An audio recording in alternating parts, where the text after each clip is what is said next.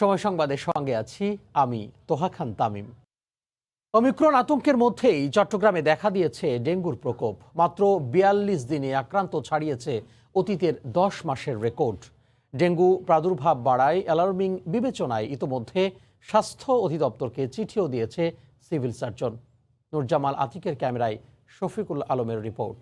শুধু গত ৪২ দিনেই আক্রান্ত হয়েছে ২৮৭ জন। নগরীর খালগুলোতে পানি জমে থাকা ও মশার ওষুধ না ছিটানোকেই ডেঙ্গুর জন্য দায়ী করছেন চিকিৎসকরা। এডিস মশা কন্ট্রোলে রাখতে গেলেই তো আমাদের পরিষ্কার পরিচ্ছন্নতার বিষয়টা চলে আসতেছে। ৩ দিনের বেশি পানি রাখাই যাবে না। আর যেসব লার্ভা ওটা ধ্বংস করার জন্য সিটি কর্পোরেশনকে আসলে সঠিক সময়ে সব সময় লার্ভিসাইড, অ্যাডাল্টিসাইড এসব প্রয়োগ করতে হবে। এদিকে উদ্বেগের কথা জানিয়ে স্বাস্থ্য অধিদপ্তরকে চিঠি দিয়েছে সিভিল সার্জন। মশার লার্ভা সংগ্রহ করে নগরীতে জরিপ চালিয়ে ডেঙ্গু রোধে সিদ্ধান্ত নিবে ঢাকা থেকে আসা দলটি। কেন আমাদের চট্টগ্রামে এটার সংখ্যা বাড়লো, এটাকে উপর রিসার্চ করার জন্য আমরা আমাদেরকে একটা রিসার্চের একটা প্রতিনিধি দলকে আমাদের এখানে চট্টগ্রামে খুব শীঘ্রই মারা গেছে ৮ জন। শফিকুল আলম, সময় সংবাদ, চট্টগ্রাম। নির্বাচন আসলেই অপতৎপরতা শুরু করে এক শ্রেণীর বিদেশি গোষ্ঠী, যাতে মদত দেয় বিএনপি। গতরাতে দেশে পরীক্ষামূলক 5G নেটওয়ার্কের উদ্বোধনী অনুষ্ঠানে কথা বলেন প্রধানমন্ত্রী তথ্য ও যোগাযোগ প্রযুক্তি বিষয়ক উপদেষ্টা সজীব ওয়াজেদ জয়। সব ষড়যন্ত্রের বিরুদ্ধে সবাইকে সজাগ থাকার আহ্বান জানান তিনি।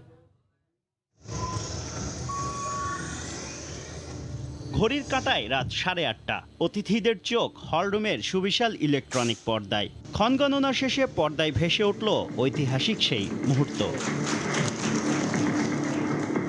2018 সালে পরীক্ষার 3 বছরের মাথায় হুয়াওয়ে ও নকিয়ার সহযোগিতায় জাতীয় স্মৃতিসৌধ, টুঙ্গিপাড়া, প্রধানমন্ত্রীর কার্যালয়, সচিবালয়, ধানমন্ডি 32 নম্বর ও সংসদ ভবন এলাকায় পরীক্ষামূলকভাবে চালু হলো পঞ্চম প্রজন্মের টেলিকম সেবা 5G।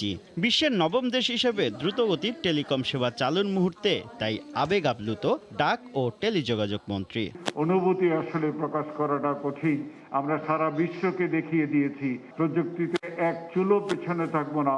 উদ্বোধনী অনুষ্ঠানে প্রধানমন্ত্রী তথ্য ও যোগাযোগ প্রযুক্তি বিষয়ক উপদেষ্টা সজীব ওয়াজেদ জয় বলেন, প্রযুক্তির মহাসড়কে সামনের কাতারেই রয়েছে বাংলাদেশ। তবে উন্নয়নের অগ্রযাত্রা ব্যাহত করতে বিএনপির মদদে বিদেশি ষড়যন্ত্র চলছে বলে অভিযোগ করেন সজীব ওয়াজেদ জয়।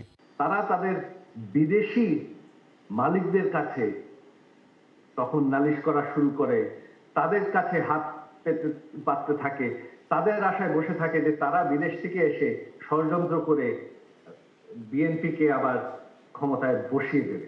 তো সেই ষড়যন্ত্র কিন্তু এখন আবার শুরু। আমি আপনাদেরকে একটু সতর্ক করতে চাই যে এই ষড়যন্ত্রকে আমরা সাফল্য হতে দেব না। অনুষ্ঠানে ভিডিও বার্তায় উচ্ছ্বাস প্রকাশ করে প্রধানমন্ত্রী শেখ হাসিনা বলেন, 5G প্রযুক্তি ডিজিটাল বাংলাদেশকে নিয়ে যাবে অনন্য উচ্চতায়।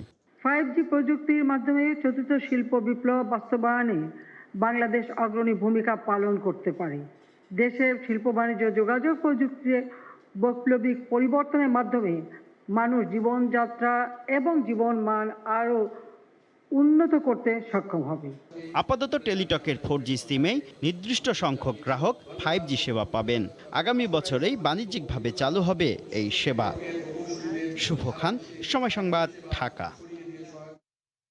স্বাধীনতার সুবর্ণ জয়ন্তীতে আত্মত্যাগী বীর মুক্তিযোদ্ধাদের শ্রদ্ধা নিবেদনের জন্য জাতীয় স্মৃতিসৌধে চলছে শেষ মুহূর্তের প্রস্তুতি। চলছে স্মৃতিসৌধ পরিষ্কারের কাজ ও বিমান মহড়া। তবে এবার শ্রদ্ধা জানাতে আসবেন মুক্তিযুদ্ধকালীন বন্ধুপ্রতিম দেশ ভারতের রাষ্ট্রপ্রধান। এজন্য বাড়তি নিরাপত্তা ব্যবস্থা নিয়েছে প্রশাসন। সাভার থেকে মোজাফর হোসেন জয়ের তথ্য, মনির হোসেনের ছবি নিয়ে রিপোর্ট। নবম পদাতিক ডিভিশনের কমান্ডিংয়ে বিজয়ী সুবর্ণ জয়ন্তী উদযাপনে সশস্ত্র মহড়ায় 3 বাহিনীর সদস্যরা।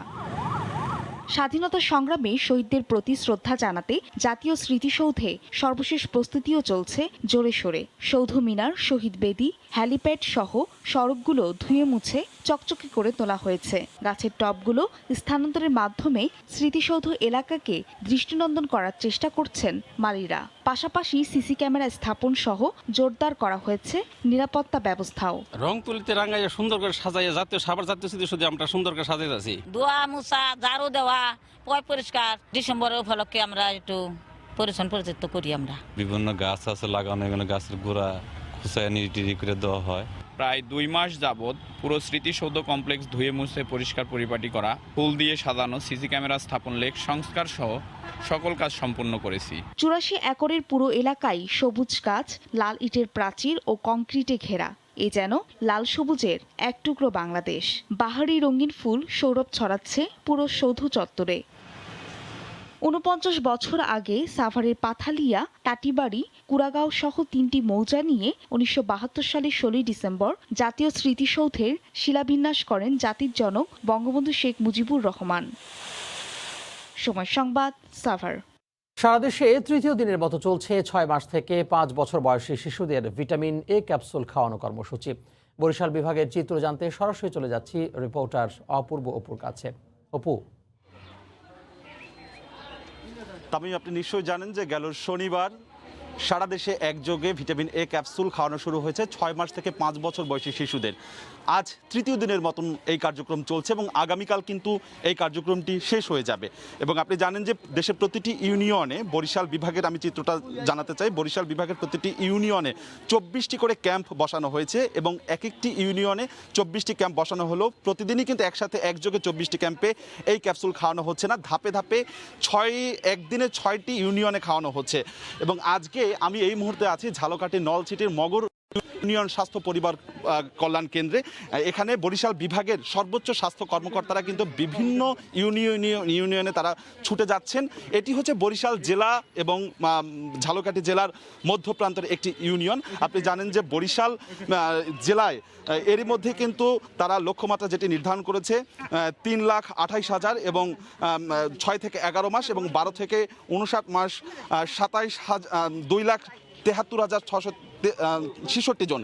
এবং মোট চিত্রটা যদি বলি, বরিশাল বিভাগে 12,902 জন 6 থেকে 11 মাস এবং 12 থেকে 59 মাস বয়সী 10,35,208 জনের জন্য ভিটামিন এ ক্যাপসুল খাওয়ানোর কর্মসূচি তারা নিয়েছে। এবং তারা বলছেন যে স্বাস্থ্য কর্মকর্তারা যেটি বলছেন যে এই ভিটামিন এ ক্যাপসুল খাওয়ানোর মধ্য দিয়ে কিন্তু একটি শিশুর চিরদিনের জন্য অন্ধাত্ব রোগ কিংবা রাতকানা রোগ প্রতিহত করা কিন্তু সম্ভব। এটি তারা বলছেন খুবই গুরুত্বপূর্ণ। এবং তারা আগামীকাল যেহেতু শেষ হয়ে যাচ্ছে এই ভিটামিন এ ক্যাপসুল খাওয়ানোর কর্মসূচি, আজ এবং আগামীকাল যে প্রত্যেক অভিভাবকের প্রতি স্বাস্থ্য কর্মকর্তারা আহ্বান জানিয়েছেন যে তারা যেন প্রত্যেকেই তাদের শিশুদেরকে নিয়ে স্ব ইউনিয়নে যোগাযোগ করে এবং তার শিশুকে এই ভিটামিন এ ক্যাপসুল খাওয়ানো শুরু করে। আপনি জানেন নিশ্চয়ই যে বরিশাল শহরেও কিন্তু 220টি কেন্দ্রে একযোগে কিন্তু প্রতিদিনই এই ভিটামিন এ ক্যাপসুল খাওয়ানো হচ্ছে এবং বরিশাল জেলায়ও যথারীতি চলছে।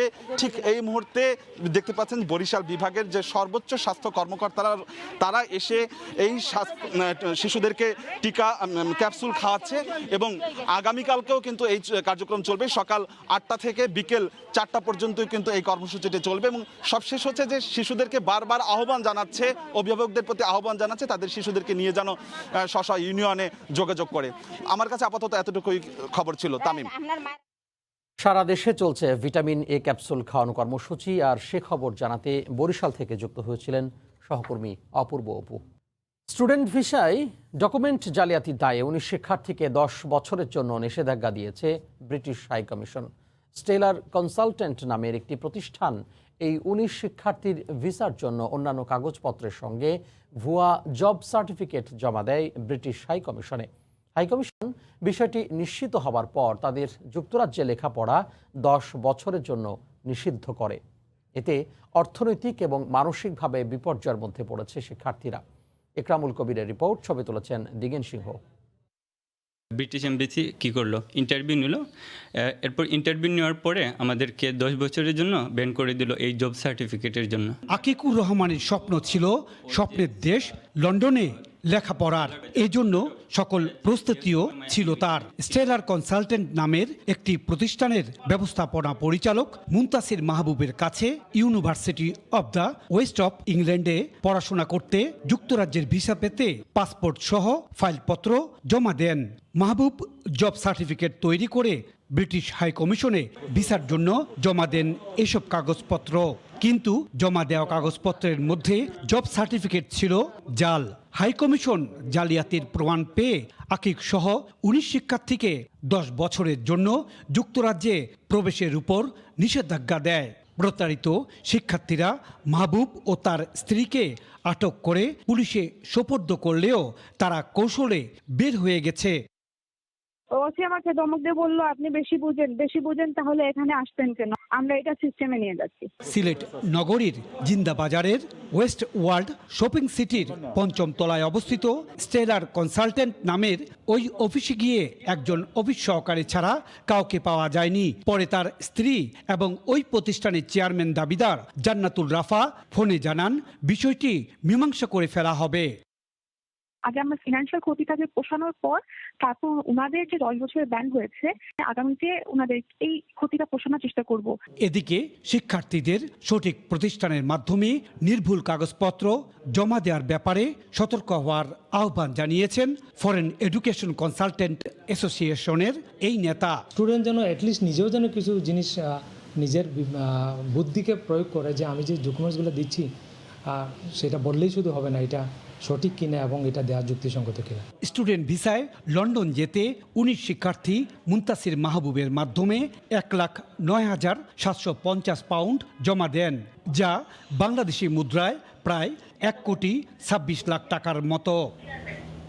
ইকরামুল কবির, সময় সংবাদ, সিলেট। বিজয় দিবস সহ ৩ দিনের টানা ছুটিতে পর্যটকদের বরণ করে নিতে ব্যাপক প্রস্তুতি নিয়েছে হ্রদ আর পাহাড়ের শহর রাঙামাটি। এর মধ্যে আগাম বুকিং হয়ে গেছে অধিকাংশ হোটেল, মোটেল ও গেস্ট হাউস। পর্যটকদের নিরাপত্তায় প্রয়োজনীয় পদক্ষেপ নিয়েছে ট্যুরিস্ট পুলিশ। রাঙামাটি থেকে হেফাজত সবুজের পাঠানো তথ্য ছবি নিয়ে রিপোর্ট। শহরের যান্ত্রিক জীবনে ক্লান্তি থেকে মুক্তি পেতে প্রকৃতির সান্নিধ্যে ঘুরে বেড়াতে চান ভ্রমণ পিপাসুরা। পাহাড় ও হ্রদে ঘেরা প্রকৃতির লীলাভূমি পার্বত্য জেলা বরাবরই পছন্দের তালিকায় থাকে পর্যটকদের। তাই বিজয় দিবস সহ ৩ দিনের ছুটিতে সাজেক ভ্যালি, ঝুলন্ত সেতু, কাপ্তাই লেক, পলওয়ে পার্ক, আরণ্যক এবং শুভলং ঝর্ণা সহ আরও মনোমুগ্ধকর পর্যটন স্পটগুলো মুখরিত হয়ে উঠবে হাজার হাজার পর্যটকে। রাঙামাটিতে ঘুরতে আসা পর্যটকদের কাছে অন্যতম আকর্ষণীয় পণ্য হচ্ছে স্থানীয় তাঁতে বোনা বিভিন্ন পোশাক। তাই টানা বন্ধে আগত পর্যটকদের চাহিদার কথা বিবেচনায় নিয়ে বাহারি সব পণ্যের পসরা সাজাতে ব্যস্ত ব্যবসায়ীরা। টুরিস্ট আসবে, তাদের জন্য পর্যাপ্ত পরিমাণে আমরা মাল রাখছি। আমরা বিভিন্ন আইটেম এখানে তোলা হয়েছে, রাঙামাটির তাঁতের জিনিস সবগুলো। পর্যটকদের বাড়তি চাপে শহরের প্রায় শতাধিক হোটেল, মোটেল, গেস্ট হাউসগুলো থাকে পরিপূর্ণ। এরই মধ্যে অধিকাংশ হোটেলের প্রায় 100% রুম বুকিং হয়েছে বলে জানিয়েছে হোটেল সংশ্লিষ্টরা। পর্যটকের অনেক চাপ, বন্ধের সময় আমাদের বুকিং সম্পন্ন হয়ে গেছে। হ্রদে ভ্রমণে বাড়তি পর্যটকদের চাপ সামাল দিতে সব প্রস্তুতি সম্পন্নের কথা জানালেন ইজাদার। আগামী এই ডিসেম্বরের জন্য প্রস্তুতি নিচ্ছি এবং আশা করি ভালো পর্যটক হবে। এদিকে পর্যটকদের নির্বিঘ্নে ভ্রমণ নিশ্চিত করতে সব ধরনের ব্যবস্থা নেওয়ার পাশাপাশি স্বাস্থ্যবিধি মেনে চলার আহ্বান ট্যুরিস্ট পুলিশের। আগত পর্যটকরা যাতে স্বাস্থ্যবিধি মেনে চলে, নিরাপত্তা বিধানে জেলা পুলিশের পাশাপাশি আমাদের ট্যুরিস্ট পুলিশ রাঙামাটি রিজিয়নও তৎপর থাকে। এই ছুটিতেই রাঙামাটির বিভিন্ন পর্যটন স্পটে ৩০,০০০ পর্যটকের আগমন ঘটবে বলে প্রত্যাশা সংশ্লিষ্টদের। সময় সংবাদ, রাঙামাটি। দেখছেন সময় সংবাদ। বিতর্কিত বক্তব্যের জেরে প্রতিমন্ত্রীর পদ হারানো ডাক্তার মুরাদ হাসানকে কানাডায় ঢুকতে না দেওয়ার ঘটনায় ইতিবাচক প্রতিক্রিয়া জানিয়েছেন দেশটিতে বসবাসরত প্রবাসী বাংলাদেশিরা। তারা বলছেন, এমন ব্যক্তিকে ঢুকতে না দিয়ে সঠিক কাজ করেছে কানাডা কর্তৃপক্ষ। দেশের ভাবমূর্তি নষ্ট করায় অনেকে তার শাস্তির দাবিও জানিয়েছেন। কানাডা প্রতিনিধি শরীফ ইকবাল চৌধুরীর তথ্য ছবিতে বিস্তারিত। গেল কয়েকদিন ধরেই আলোচনার তুঙ্গে ডাক্তার মুরাদ হাসান। এর মধ্যে তার কানাডায় ঢুকতে না পারার ঘটনায় নতুন করে আলোচনা তৈরি হয়েছে। বিভিন্ন সূত্রে জানা যায়, শুক্রবার কানাডার স্থানীয় সময় দুপুর 1:15 টরন্টোর পিয়ারসন বিমানবন্দরে পৌঁছান ডাক্তার মুরাদ হাসান। এরপর Canada border service agency CBS কর্মকর্তারা প্রায় 3 ঘন্টা তাকে জিজ্ঞাসাবাদ করেন। এ সময় মুরাদ হাসান কানাডায় ডায়াবেটিস সহ স্বাস্থ্য পরীক্ষার জন্য এসেছেন বলে জানান। তার উত্তর সিবিএস কর্মকর্তাদের কাছে অবান্তর ঠেকলে জিজ্ঞাসাবাদ শেষে তাকে শুক্রবার রাতে দেশের উদ্দেশ্যে ফেরত পাঠানো হয়। এমনকি তিনি যাতে ভবিষ্যতে কানাডায় প্রবেশ করতে না পারে সেজন্য তার আঙ্গুল ও হাতের ছাপ, ছবি এবং স্বাক্ষর সংগ্রহ করে রাখে ইমিগ্রেশন কর্তৃপক্ষ। এমন খবরের পরপরই দেশটিতে বসবাসরত প্রবাসী বাংলাদেশিদের মাঝে আলোচনার বিষয়ে পরিণত হয়েছেন মুরাদ। অনেকে কানাডা কর্তৃপক্ষের পদক্ষেপের প্রশংসা করেছেন। বাংলাদেশ থেকে যেই হোক, যেই দলেরই হোক, যেই ব্যক্তিই হোক, দুর্নীতিবাজ এবং ক্রিমিনালদের এইসব দেশে আসলে ঠাঁই নাই এবং আমরা চাইও না এরা আসুক এইসব দেশে। এইসব দুর্নীতিবাজ যারা আছেন দলের ভিতর, তাদের জন্য যেন দৃষ্টান্তমূলক শাস্তি হয়। এর আগে ডক্টর মুরাদ হাসানের কানাডায় আসা নিয়ে বিরূপ প্রতিক্রিয়া তৈরি হয় সেখানে বসবাসরত প্রবাসী বাংলাদেশিদের মাঝে। কানাডায় তার প্রবেশ প্রতিহত করতে দেশটির বিভিন্ন সরকারি দপ্তর, ইমিগ্রেশন অফিস এবং কানাডা বর্ডার সার্ভিস এজেন্সির কাছে লিখিত আবেদন দাখিলের পাশাপাশি বাংলাদেশে তার অপকর্মের সংবাদ, ভিডিও, অডিও সরবরাহ করে তারা। এদিকে এই ঘটনার পর ভবিষ্যতে সরকারি আমলা ও সাংসদদের কানাডা আগমনকে প্রশ্নবিদ্ধ করবে বলে মনে করছেন বিশ্লেষকরা। সময় সংবাদ, কানাডা। অমিক্রন তাণ্ডবে দিশেহারা হওয়ার দিকে এগুচ্ছে যুক্তরাজ্য। স্বয়ং দেশটির প্রধানমন্ত্রী বরিস জনসন এমনই সতর্কবার্তা দিলেন। রোববার অমিক্রন ইমার্জেন্সি ঘোষণা করেছেন তিনি। একই সঙ্গে এবছরের মধ্যেই সব প্রাপ্তবয়স্ককে বুস্টার ডোজের আওতায় আনার পরিকল্পনা ঘোষণা করেন বরিস। লন্ডন থেকে বিস্তারিত শোয়েব কবিরের রিপোর্টে। কোভিড নিয়ে গেল শীতে যুক্তরাজ্য সরকারের ধীর গতির পরিকল্পনায় এবার চলতে নারাজ বরিস জনসন। আর তাই ওমিক্রনের ভয়ঙ্কর রূপ বুঝতে পেরেই একের পর এক সর্বোচ্চ কঠোর সতর্কতা ও সিদ্ধান্ত নিচ্ছে সরকার। এমনই পরিস্থিতিতে জাতির উদ্দেশ্যে দেওয়া এক ভিডিও বার্তায় বরিস জনসন বলেন, নতুন ওমিক্রন ভেরিয়েন্ট মোকাবেলায় প্রাপ্তবয়স্ক সবাইকে বুস্টার ডোজের আওতায় আনাই হলো মূল লক্ষ্য। In our battle with the new variant, Omicron. And we must urgently reinforce our wall of vaccine protection to keep our friends and loved ones safe. Booster না নেওয়া জনগোষ্ঠীর মধ্যে ওমিক্রন সংক্রমণের ঢেউ শুরু হলে হাসপাতালে ভর্তির ঝুঁকির মাত্রা বেড়ে যাবে অনেক গুণ, যার ফলে পরিস্থিতি সামাল দেওয়া নাগালের বাইরে চলে যেতে পারে বলেও সতর্ক করেছেন বরিস। যুক্তরাজ্যে ওমিক্রনের সংক্রমণ প্রতিদিনই বাড়ছে দ্বিগুণ হারে। গড়ে অর্ধ লক্ষাধিক আক্রান্ত হচ্ছেন করোনা ভাইরাসে। রোগীদের চাপে বেশ নাজুক অবস্থা হাসপাতালগুলোর। করোনায় আক্রান্ত হয়ে দেশটিতে আগামী বছরের শুরুতে 25 থেকে 75 হাজারের মতো মানুষের মৃত্যু হতে পারে বলে এক গবেষণায় উঠে এসেছে। বুস্টার ডোজ দিয়ে নিয়েছে, এখন পর্যন্ত তাদের সংক্রমণের কথা আমরা জানতে পারিনি। তার মানে হচ্ছে এই নিউ ভ্যারিয়েন্ট থেকে মুক্তি পাওয়ার উপায় হচ্ছে এই যে সোশ্যাল ডিস্টেন্সিং মেনটেন করা, মাস্ক পরা এবং ভ্যাকসিনেটেড হওয়া। বুস্টার ডোজ প্রদানের লক্ষ্যমাত্রা অর্জনে প্রতিটি এলাকায় সেনাবাহিনীর সদস্যরা কাজ করার পাশাপাশি চালু করা হচ্ছে অতিরিক্ত টিকা প্রদান কেন্দ্র। ইতিমধ্যে বিপুল সংখ্যক স্বেচ্ছাসেবকও প্রস্তুত এই কার্যক্রমে সহযোগিতা করতে। শোয়েব কবির, সময় সংবাদ, লন্ডন। স্বাধীনতার 50 বছর ও মুজিব শতবর্ষে জাতিসংঘ সেবা পদক পেতে যাচ্ছে বাংলাদেশ। নারীর ক্ষমতায়ন এবং জনকল্যাণমূলক কাজে অনবদ্য অবদান রাখায় সোমবার এই পদক গ্রহণ করবেন বাংলাদেশ সরকারের দুর্যোগ ব্যবস্থাপনা ও ত্রাণ প্রতিমন্ত্রী ডক্টর এনামুর রহমান। অনুষ্ঠানটি হবে দুবাইয়ের মদিনাতুল জুমেরার এক রাজকীয় অডিটোরিয়ামে। শিবরিয়াল সাদিকের রিপোর্ট। নারীর ক্ষমতায়ন এবং জনকল্যাণমূলক কাজে অনবদ্য অবদান রাখায় বাংলাদেশ সরকারের দুর্যোগ ব্যবস্থাপনা ও ত্রাণ মন্ত্রণালয়কে বিশেষ সম্মাননায় ভূষিত করতে যাচ্ছে ইউনাইটেড নেশনস সিভিল সার্ভিস। জাতীয় সংঘের এই পুরস্কার গ্রহণের জন্য দুর্যোগ ব্যবস্থাপনা ও ত্রাণ প্রতিমন্ত্রী ডাক্তার এনামুর রহমান বর্তমানে দুবাইয়ে অবস্থান করছেন। এই পুরস্কারকে বাংলাদেশের বড় প্রাপ্তি বলে উল্লেখ করেন তিনি। একটি উন্নয়নশীল রাষ্ট্রের হিসাবে আমরা আমাদের যে সীমিত সামর্থ্য এবং সীমিত সম্পদ নিয়ে আমরা যেভাবে মাননীয় প্রধানমন্ত্রী জননেত্রী শেখ হাসিনার দিক নির্দেশনায় বাংলাদেশকে এগিয়ে নিয়ে যাওয়ার জন্য কাজ করছি, আমরা মনে করি তার একটি স্বীকৃতি জাতিসংঘ আমাদের দিয়েছে। আমরা আনন্দিত। সোমবার স্থানীয় সময় রাত 9টায় দুবাইয়ের মাদিনাতুল জুমেরায় এক রাজকীয় হলরুমে জাতীয় সংঘের পক্ষ থেকে এই পুরস্কার প্রদান অনুষ্ঠানে দুবাই ও আমিরাতের রাজ পরিবারের সদস্য ছাড়াও জাতীয় সংঘের ঊর্ধ্বতন কর্মকর্তারা উপস্থিত থাকবেন। এদিকে এই পুরস্কার প্রাপ্তি বাংলাদেশের ভাবমূর্তি অনেকখানি উজ্জ্বল করবে বলে মত আমিরাতে নিযুক্ত রাষ্ট্রদূত আবু জাফরের। এই যে অ্যাওয়ার্ড যেটি আমরা পাচ্ছি সেটি কিন্তু সকল প্রবাসী বাংলাদেশি সহ বাংলাদেশের 16 কোটি মানুষের সকলের জন্য গর্বের একটি বিষয়। অনুষ্ঠানে বিশ্ব নেতৃবৃন্দের সামনে বাংলাদেশের অবদানকে সুন্দরভাবে তুলে ধরতে প্রস্তুতি নিয়েছে বাংলাদেশ দূতাবাস। শিবলি আল সাদিক, সময় সংবাদ, সংযুক্ত আরব আমিরাত। মৌসুমের প্রথম বাজার ধরতে প্রস্তুত যশোরের গদখালির ফুল চাষিরা। ফুলের ভালো দাম পেলে ক্ষতি কাটিয়ে উঠতে পারবেন বলে মনে করছেন তারা। তবে আরও ঝড় বৃষ্টি ও ওমিক্রন সংক্রমণের শঙ্কাও তাড়া করছে তাদের।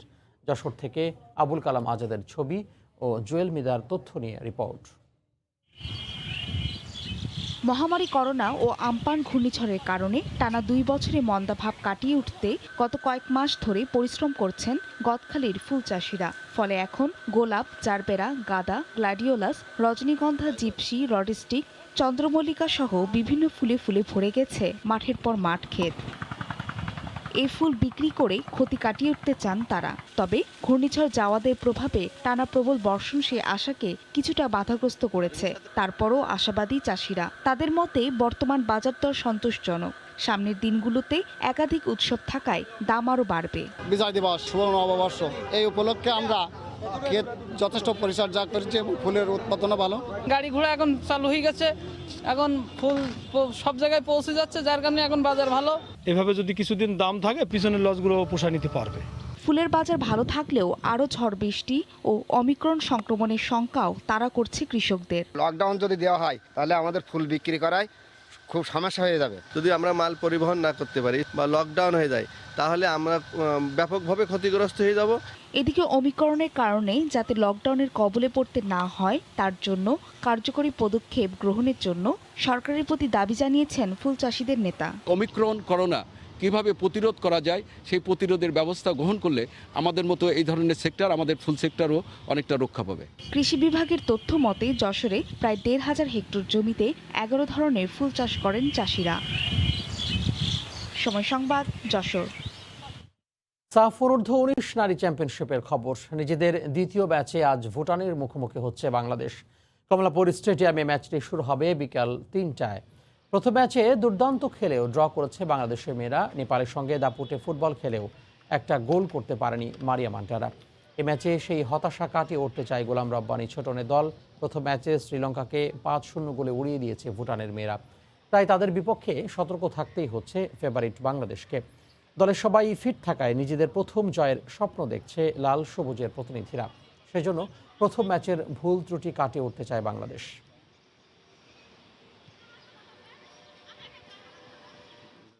প্রায় চূড়ান্ত হয়েছে বাংলাদেশ প্রিমিয়ার লিগ বিপিএল এর 6 দল। নেই রংপুর আর রাজশাহী। গুঞ্জন থাকলেও নেই ময়মনসিংহ বিভাগের কোনো দল। এক মৌসুম বাদে আবারও ফিরেছে কুমিল্লা ভিক্টোরিয়ান্স। আগের মালিকানায় থাকছে বরিশাল আর চট্টগ্রাম। থাকবে না কোনো A+ ক্যাটাগরির ক্রিকেটার। বিপিএল এর গভর্নিং কাউন্সিলের চেয়ারম্যান শেখ সোহেল বলেছেন, চলতি সপ্তাহেই পুরো টুর্নামেন্টের ব্যাপারে আসবে পূর্ণাঙ্গ সিদ্ধান্ত। বাংলাদেশ প্রিমিয়ার লিগ বিপিএল এর বহু কাঙ্ক্ষিত সভা বিকেল থেকে সরগরম হোম অফ ক্রিকেটের কার্যালয়। 8 দলের কারা সেই সৌভাগ্যবান 6 তাই জানার উন্মুখ প্রতীক্ষা। যেখানে ম্যারাথন বৈঠক শেষেও আসলো না আনুষ্ঠানিক কোনো ঘোষণা, তবে ইতোমধ্যে হয়ে গেছে 6 দলের যাচাই বাছাই। আগের মালিকানায় বরিশাল, চট্টগ্রাম আর কুমিল্লা। নতুন 3 প্রতিষ্ঠান পেল ঢাকা, খুলনা আর সিলেটের সত্ত্ব। ইনশাল্লাহ এই বছরও লাস্ট টাইমের মতো চিরাং টিম নিয়ে চট্টগ্রাম চ্যালেঞ্জার্স আবারও একটা ফাইট দিবে। ইনশাল্লাহ সেটার জন্য সবাইকে কিছু স্পেশাল কিছু চমক রাখবো। খেলার মধ্যে কিছু নতুন প্লেয়ার নিয়ে আমরা অলরেডি কথা বলেছি। গতবারের যেমন ছিল 4 জন প্লেয়ার খেলবে, এবার তো 3 জন। সো ওই জিনিসগুলো নিয়ে আমরা কাজ করছি। এখনও ড্রাফটের ডেটগুলো ফাইনাল হয়নি, হলে আর একটু গুছিয়ে আসবে। বিপিএলে গেলবার অংশ নিয়ে বাজিমাত করেছিল বরিশাল। এবার সাকিবকে ফিরিয়ে জন্ম দিয়েছে আলোচনা। ডাগআউটে পরীক্ষিত খালেদ মাহমুদ সুজন। বিদেশি কোটায় মুজিবুর রহমানের সঙ্গেও কথা পাকা। সাকিবের বিষয়টা আসলে বেসিক্যালি আমরা যেহেতু একজন প্লেয়ার নিতে পারবো, আমাদের তাদের সাথে কথা হয়েছে, এটাই হচ্ছে। তারপর আমাদের সাথে কথা হয়েছে, আমাদের দলের মানে সুজন ভাইয়ের সাথে কথা হয়েছে, সাব্বির ভাইয়ের সাথে কথা হয়েছে। আমরা মোটামুটি ফিক্স করে রেখেছি, আমরা যখন পেপার পাবো আমরা অফিসিয়ালি ডিক্লেয়ার করবো। সব ঠিক থাকলে 17 ডিসেম্বর আনুষ্ঠানিকভাবে ঘোষণা করা হবে দলগুলোর নাম। ক্রিকেটাররা সর্বোচ্চ পাবেন ৭০ লাখ টাকা। বাড়ছে ক্যাটাগরির সংখ্যাও। আমাদের ইন্টারনাল ব্যাপারটাও দেখতে হবে, এইটার জন্য আমরা কিছুদিন সময় নিয়েছি, যত দ্রুত সম্ভব, আর বেশি দিন নেই, যেহেতু আগামী জানুয়ারি মাসে 20 তারিখ দিয়ে বিপিএল শুরু। আমরা যত তাড়াতাড়ি সম্ভব আমরা ফ্র্যাঞ্চাইজি ব্যাপারটা আপনাদের জানাই দেব। দেশের করোনা পরিস্থিতি অনুকূলে থাকলে 20 জানুয়ারি জমকালো আয়োজনে বিপিএল এর উদ্বোধনী অনুষ্ঠান করার পরিকল্পনা গভর্নিং কাউন্সিলের। মাহবুব লিমন, সময় সংবাদ, ঢাকা। এই ছিল সময় সংবাদে, সঙ্গে থাকুন সময়।